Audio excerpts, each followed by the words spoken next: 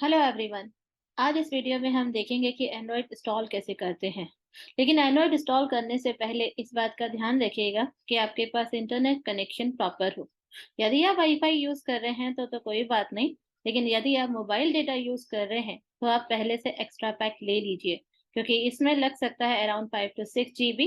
तो आपके पास अच्छा खासा डेटा होना चाहिए इंटरनेट में, तभी आप इसको प्रॉपरली अपने सिस्टम में इंस्टॉल कर सकते हैं। चलिए, लेट्स स्टार्ट। इसे कैसे इंस्टॉल करते हैं।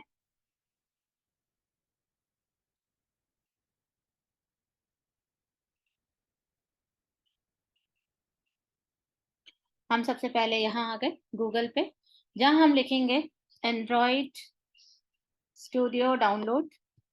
जब आप एंड्रॉइड स्टूडियो डाउनलोड पे जाएंगे तो आप ये फर्स्ट लिंक देख रहे हैं, ये एक एड लिंक है, इसको रहने दीजिए। थोड़ा सा नीचे स्क्रॉल करते हैं, यहाँ पे ये साइट आपको दिख रही है developer.android.com।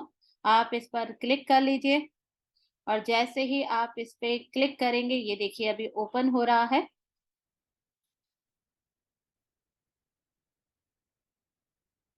और यहाँ आप देख सकते हैं ये एक वेबसाइट खुल गई है। इस वेबसाइट पे ये गूगल की ऑथोराइज वेबसाइट है, और एंड्रॉयड क्योंकि गूगल की ही टेक्नोलॉजी है तो आपको सारी चीजें यहाँ से इजीली मिल जाएगी। आप इस ग्रीन बटन को देख सकते हैं जहां पर डाउनलोड एंड्रॉयड स्टूडियो लिखा है। इस पर क्लिक करते ही ये ऑटोमेटिकली आपके सिस्टम में जो भी ऑपरेटिंग सिस्टम है उसको रिकॉग्नाइज करके ऑटोमेटिकली उसको डिटेक्ट करेगा और आपको सजेस्ट करेगा कि आपको इसका कौन सा वर्जन इंस्टॉल करना चाहिए। लेकिन इस पर क्लिक करने से पहले थोड़ा ध्यान रखना है, हम थोड़ा नीचे स्क्रॉल करेंगे। यहाँ पे आपको न्यू फीचर्स जो कि समय समय पर लॉन्च हुए हैं वो पता चलते हैं, लेकिन नया फीचर जो आया उसकी जानकारी मिलेगी। तो यहाँ पर आप जब नीचे स्क्रॉल करेंगे तो बहुत सारी इंफॉर्मेशन देखने को मिलेगी जो कि अच्छी है, इंपॉर्टेंट है, आपके लिए जानना जरूरी है। खैर, हम थोड़ा और नीचे आते हैं। एनोड स्टूडियो एक एडिटर है, एक आईडीई है, जिस पर हम लोग कोड लिखेंगे, डिजाइनिंग और कोडिंग दोनों के लिए, जिससे हम एंड्रॉइड के लिए ऐप बना सके। तो ये उसी के बारे में बता रहा है, आप इस पर क्लिक करके और इंफॉर्मेशन गेन कर सकते हैं। लेकिन हम थोड़ा और नीचे आएंगे और यहाँ पर आके आप देख सकते हैं ये है इंस्टॉल एंड्रॉइड स्टूडियो, जिसमें साफ लिखा है कि आप इसको विंडो, मैक, लिनक्स, क्रोम किसी पे पर भी चला सकते हैं, किसी पर भी रन कर सकते हैं। तो आपको ये टेंशन लेने की कोई जरूरत नहीं कि आपके सिस्टम में कौन सा ऑपरेटिंग सिस्टम हो। एंड्रॉइड स्टूडियो खुद एक ऑपरेटिंग सिस्टम है जो किसी भी ओएस के साथ इंटीग्रेटेड कर सकता है। तो डोंट वरी, या किसी भी ओएस के साथ इसको मर्ज करके चलाया जा सकता है। हम थोड़ा और नीचे आते हैं, और ये है वो सबसे इम्पोर्टेंट इंफॉर्मेशन जिसके लिए हम नीचे आए थे। यहाँ पर आप देख सकते हैं कि यहाँ पर आपको आपके ऑपरेटिंग सिस्टम के अनुसार कितना आपको हार्डवेयर रिक्वायरमेंट है या किन किन चीजों की जरूरत है, वो सारी चीजें यहाँ पर मेंशन है।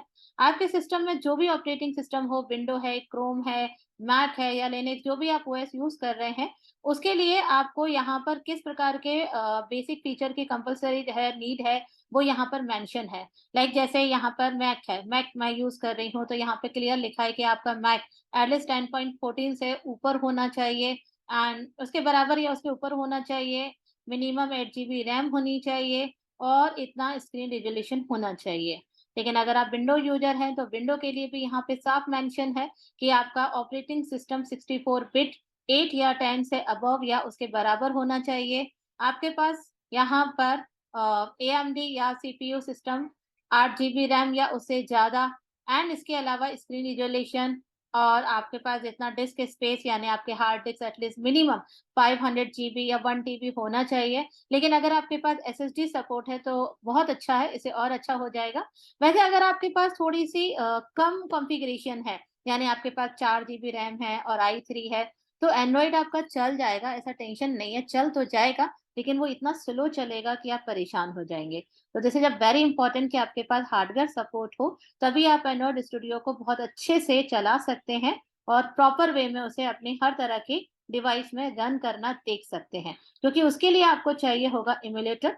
इम्यूलेटर एक एंड्रॉइड वर्चुअल, कह सकते हैं कि एक एंड्रॉइड वर्चुअल मोबाइल डिवाइस होता है, जो हम लोग अपने सिस्टम में क्रिएट करते हैं। और हम डिफरेंट प्रकार की इस तरह का इम्यूलेटर क्रिएट करेंगे, लाइक अलग अलग साइज के मोबाइल आते हैं तो अलग अलग साइज के इम्यूलेटर क्रिएट कर सकते हैं, जिससे हम उसका प्रॉपर चेक कर सकते हैं कि किस रिजोल्यूशन में ये कैसा दिखेगा और कैसा वर्क करेगा।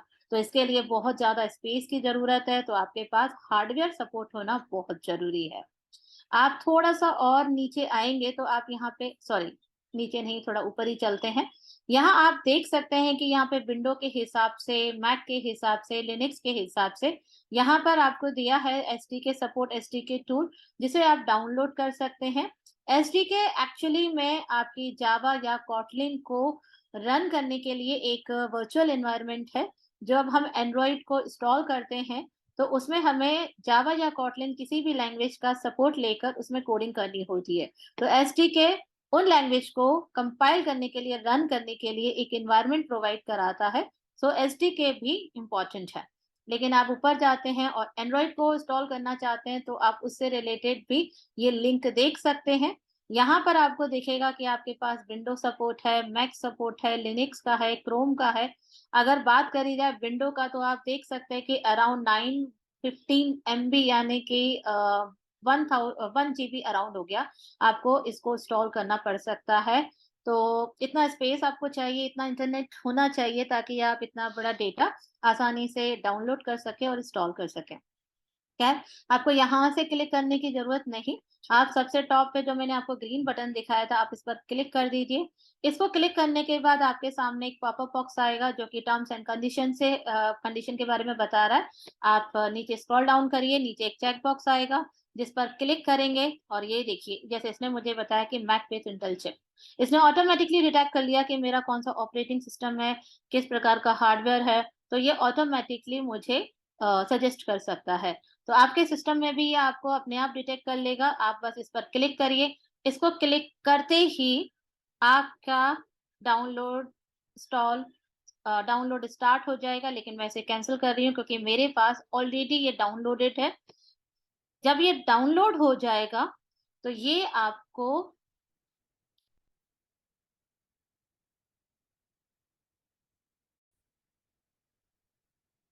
जब ये डाउनलोड हो जाएगा तो आप यहाँ देख सकते हैं, डाउनलोड में बहुत ज़्यादा टाइम लगता है इसलिए मैंने पॉज़ कर दिया था।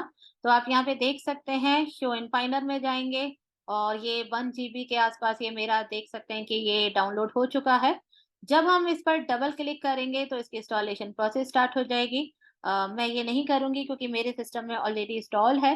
लेकिन जब आप इसे क्लिक करेंगे तो इसकी प्रोसेस स्टार्ट हो जाएगी, एक डायलॉग बॉक्स आएगा और उस डायलॉग बॉक्स के अंदर कुछ चेक्स आएँगे जिस पे क्लिक करके आप आगे बढ़ सकते हैं। तो डोंट वरी, आपको नेक्स्ट नेक्स्ट करना है। उसके बाद एक बॉक्स आएगा जिसमें धीरे-धीरे करके वो उन सारी फाइल्स को इंस्टॉल करता जाएगा जो एंड्रॉइड और एसडीके चलाने के लिए आपके सिस्टम के लिए कंपल्सरी है। इसमें से कुछ फाइलें ऐसी हैं जो अभी डाउनलोड नहीं हुई है, वो इंस्टॉलेशन के टाइम पर ही होती है। तो डाउनलोड और इंस्टॉल करते वक़्त, मतलब जब आप इसको इंस्टॉलेशन आगे करेंगे तो इंस्टॉल करते वक़्त वो ऑटोमैटिकली आपको डिटेक्ट करेगा और बताएगा कि कौन-कौन सी फाइलें हैं जो मिसिंग हैं, तो वो उसे ऑटोमैटिकली डाउनलोड करेगा और फिर आपके सिस्टम में इंस्टॉल कर देगा। इस सारी प्रोसेस में करीबन 30 मिनट्स का टाइम लग जाता है। वैसे टाइम डिपेंड करता है आपके इंटरनेट स्पीड पर, तो ये कम भी समय लग सकता है लेकिन मैक्सिमम 30 मिनट्स में आपका काम हो जाएगा। लेकिन हाँ, मैं फिर से कह रही हूँ कि आपके पास उस समय वाईफ़ाई होना ज़रूरी है या फिर एक अच्छी स्पीड का नेटवर्क होना ज़रूरी है। अच्छा खासा डेटा पैक होना चाहिए, जिससे आप ये सारी फ़ाइल बिना किसी इंटरप्शन के इसे अपने सिस्टम में इंस्टॉल करें। लेकिन कभी-कभी ऐसा होता है कि जब आप इंस्टॉलेशन कर रहे हैं, तब सडनली नेट आपका ड्रॉप हो गया और बीच में रुक गया, तो उसकी चिंता करने की ज़रूरत नहीं, क्योंकि जब आप उसे फिर से रीस्टार्ट करेंगे यानी इंस्टॉलेशन को फिर से चालू करेंगे, तो वो उन्हीं फ़ाइलों को फिर से डाउनलोड करेगा और इंस्टॉल करेगा जो अभी मिसिंग है। सो डोंट वरी, ये पूरी तरीके से डिस्ट्रॉय नहीं होता अगर बीच में रुक भी जाए तो। तो इसकी ये अच्छी बात है। ख़ैर, जब ये अच्छे से इंस्टॉल हो जाए, तो फिर आपको सिस्टम में एक आइकन की तरह दिखेगा। मैं आपको इसे एप्लीकेशन में जाके दिखा सकती हूँ। हम एप्लीकेशन में जाते हैं एंड यहाँ पे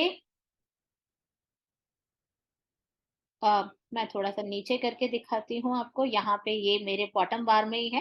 एप्लीकेशन में भी होता है, बॉटम बार में भी यहाँ पे ये देखिए। और ये सारी चीज़ें मैं मिनिमाइज़ कर देती हूँ ताकि आपको ये आइकन दिख सके। जब आपके में इंस्टॉल हो जाएगा तो इस तरह का एक आइकन है जो बन जाएगा। एंड फिर उस आइकन पे जब आप क्लिक करेंगे तो फिर आपका एंड्रॉइड स्टार्ट हो जाएगा।